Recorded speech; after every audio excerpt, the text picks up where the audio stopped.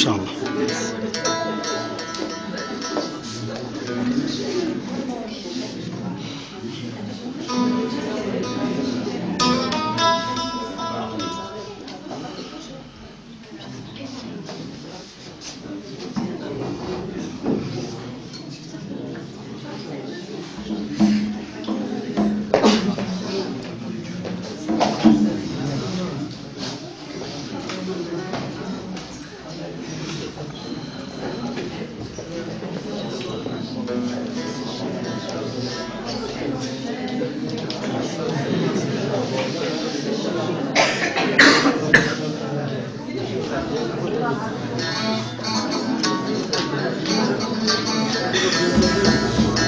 صرخة الدعدوع. بالمناسبة الدعدوع هو آلة إكليكية 100%، حتى تعريجا نوعا ما على إيقاعية. صرخة الدعدوع.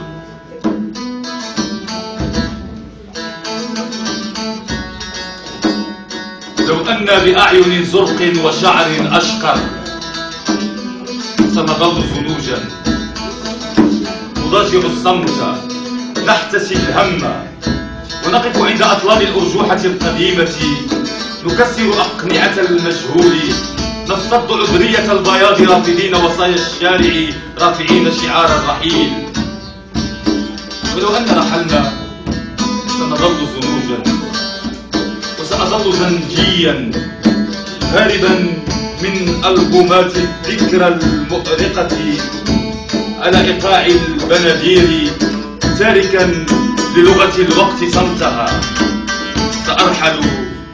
سنرحل ولن نقدر الرحيل، وسيبقى الحال حالنا حالي مثل هكذا صمت يسافر من مرآة إلى دولاب، من دولاب إلى مرآة، يناجي الساقية أن تكشف سر الدعدوع، ثرثرة الموج كريد البحر.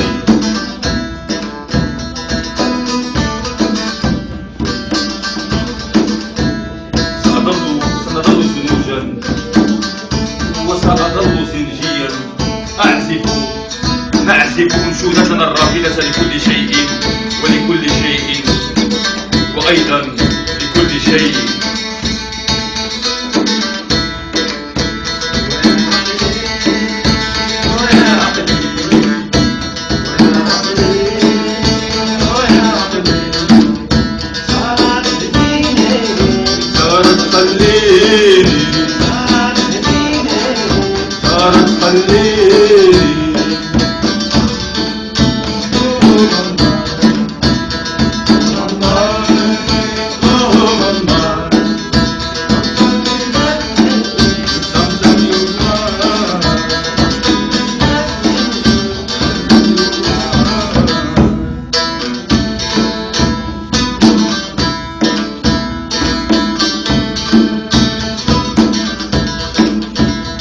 سنظل زنوجا وسأظل زنجيا نعزف أنشودتنا الرافدة لكل شيء ولكل شيء وأيضا لكل شيء. نعلن معا انقلابا على منطق الكلام، لا تسامح لا حب ولا زيارات رسمية نأخذ فيها ورودا وحلوى حليبا وتمرا.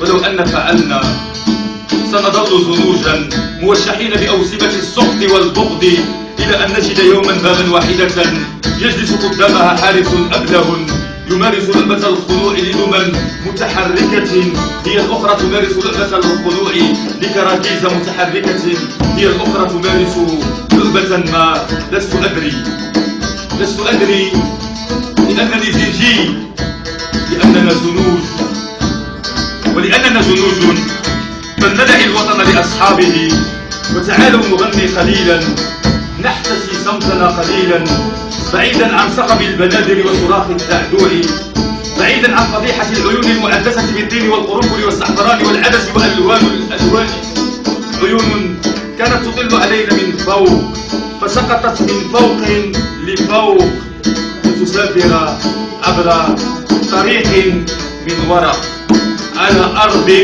من ورق رسمه طفل ما في زقاق ما من مدينة ما، أشقرا كان أم أسمرا سيظل طفلا ما، زيجيا ابن زيجي ما، يحتسي الهم ويقف عند أطفال الأرجوحة القديمة، يكسر أقنعة المجهول، يفترض عذرية البياض رافدا وصايا لقمان ودستور حمورابي رافعا شعار الرحيل.